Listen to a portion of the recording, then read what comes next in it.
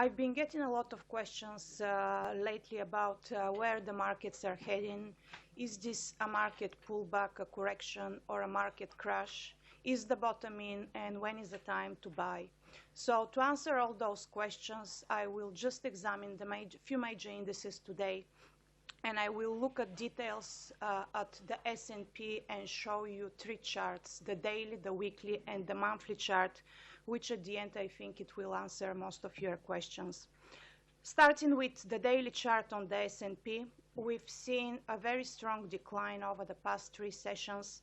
Last night price action brought the index to around 1840, wiping off a whole year of gains in three trading sessions.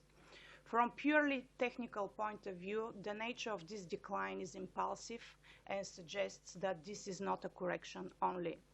Moving to the weekly chart, I'm watching the leading RSI indicator, and as you can see, the RSI broke its bull market support, a bull market that has been measured for 4 years, confirming that this is not just a correction. Usually when we have such a significant and impulsive declines out of consolidation areas, there are few scenarios that can unfold from here. First, a three-wave decline or a five-wave decline, when we can declare a bear market.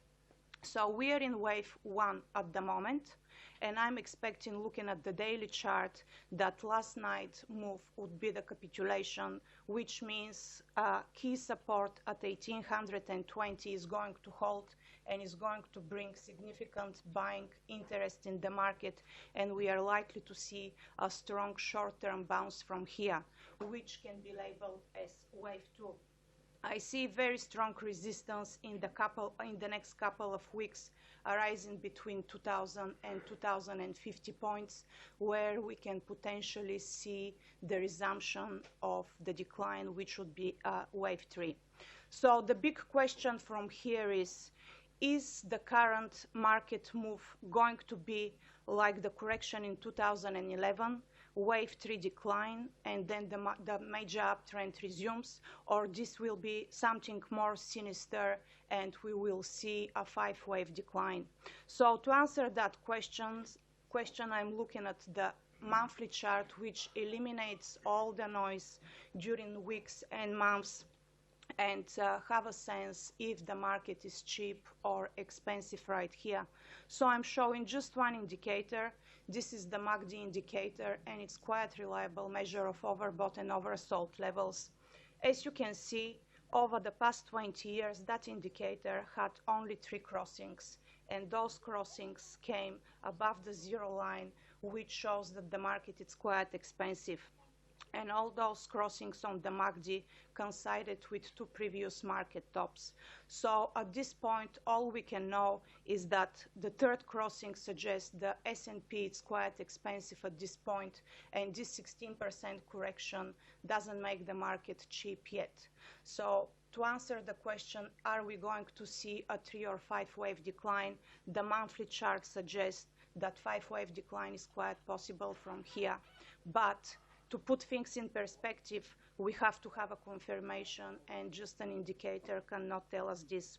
So what I would be looking for the ultimate confirmation, if we are going to see just a steeper correction from here and then the bull market resumes, would be the long-term uptrend line, which currently crosses just below 1700.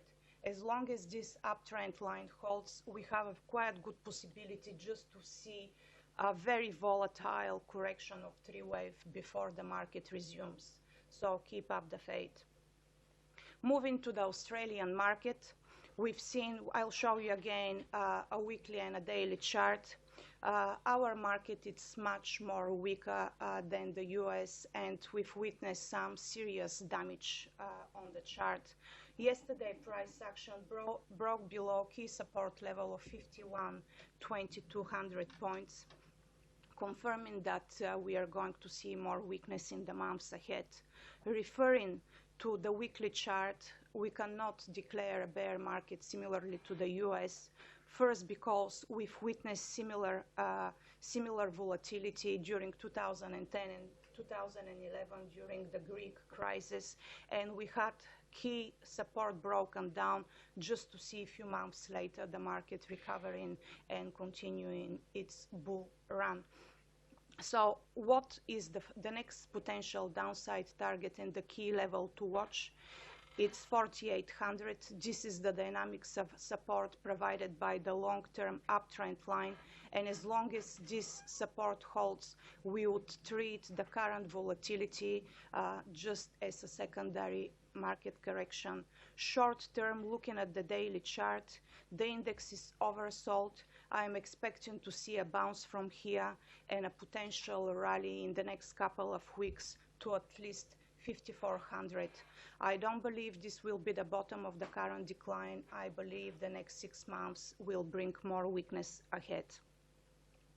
Moving to the Shanghai index, this is not an index I show often, as many question its integrity and sophistication. However, it's the only indicator, it's the only market that is officially in a bear market, and it's the culprit that it's in every headline and spooking the markets at the moment. So I thought I will show you a chart and the potential downside targets from here. So we've seen a brief resumption of the severe decline over the past month, with the index trading within the boundaries of symmetrical triangle. That pattern shows a great deal of indecision among market participants, and as we've seen 2 days earlier, we've broke on the downside, confirming that the 35% decline from the top is going to extend. And the first potential price target in the Shanghai is 2,900, but over the long term, this pattern gives us a long-term projection of 2,450, where we are likely to see quite strong support arising. And the last index for today is the German DAX 30. The daily chart shows that the index is not faring too bad at all. The global market meltdown brought the index lower, and we've seen support of 10,650 broken down, which gives us a price target over the medium term around 9,600 points. But again, the big question is that a bear market or just a very similar pattern like here, where we've seen a significant decline but then a resumption of the uptrend? Again, we are going, because we've seen such a big volatility over the past 7 years, it is early to answer that question, and the answer lies in the long-term uptrend line, which currently crosses just below now 9,500 points. As long as that dynamic support holds, we treat the current correction as secondary only and not a bear market crash.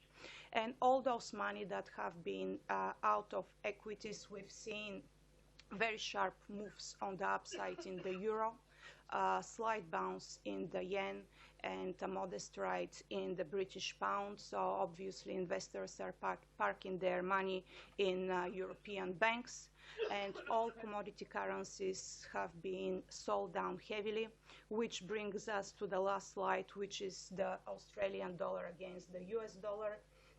We've seen a decline over the past few weeks, and yesterday price action broke down the key support of 72 cents, indicating that 70 cents is next. The longer-term uptrend remains in place, and our long-term forecast for the Australian dollar is 65 cents, which can support some Australian equities. So to wrap it up, short-term global equities are extremely oversold, and I'm expecting to see significant tradable bounce of at least 10% across the market. Volatility is likely to remain extremely high in the next couple of months. I'm treating globally this decline as not the bottom. I'm expecting another wave down at least in the next 3 to 6 months to follow. That's all from me. Thank you.